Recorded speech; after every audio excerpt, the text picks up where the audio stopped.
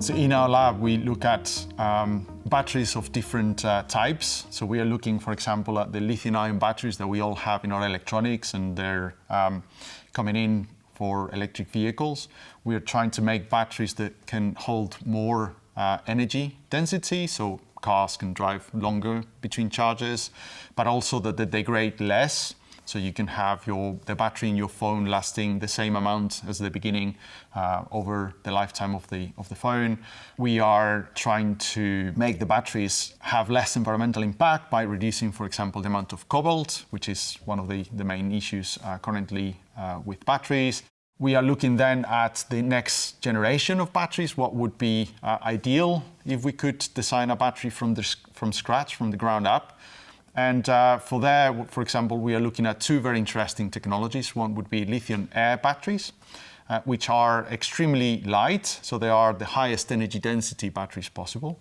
And they only have lithium and carbon as solid materials, so you get rid of all of the transition metals that are very costly and have high environmental impact.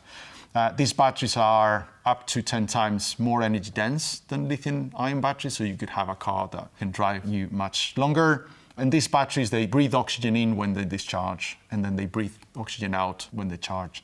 So there are many advantages. We're still working out the challenges with these batteries, but they're very, very interesting. At the other end, we're also looking at things like redox flow batteries. They work essentially differently than what we think about batteries. They are just essentially tanks of liquid that can hold charge at different stages.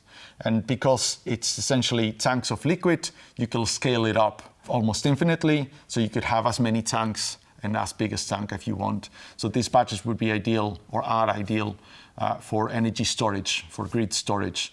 Already there are some commercial batteries of this type deployed in the world that can power up hundreds of houses at a time. So being at the chemistry department, what we're looking at is at the chemistry inside of the batteries. So we are specializing in developing techniques that we can look at the chemistry of the different components inside of the battery as the battery runs. So we can look at the gas phase, the liquid phase, and the solid phases while it runs. Whether the battery degrades, we can try to test and push the batteries as hard as we can. Our research is eminently practical, so there are many different companies looking at developing batteries, current state-of-the-art, but also next generations. So it's economically very important. We work with many different companies that approach us because of the expertise that we have in working out why the batteries fail or how we can improve the materials that they use. So we have companies from all around the world working with us and trying to develop the materials and the batteries. Further, we also have spin-offs from our group. We have a spin-off in particular called Niobolt that's trying to develop batteries that can charge in less than 10 minutes, so ultra-fast charging. That obviously can shorten the amount of time that you have to stop in between charges for electric vehicles, for example, and then you can have like smaller batteries, so waste less material in each vehicle, make the vehicle lighter, it can travel longer, but also it becomes less of a range anxiety at that point. And we're looking at applications like last mileage delivery, so you can have commercial trucks and so on using these batteries and have zero emissions in big cities, which is very problematic with pollution, and we can remove all of the diesel engines that go into cities using this application. And we also heading big research consortiums like the Faraday Institution.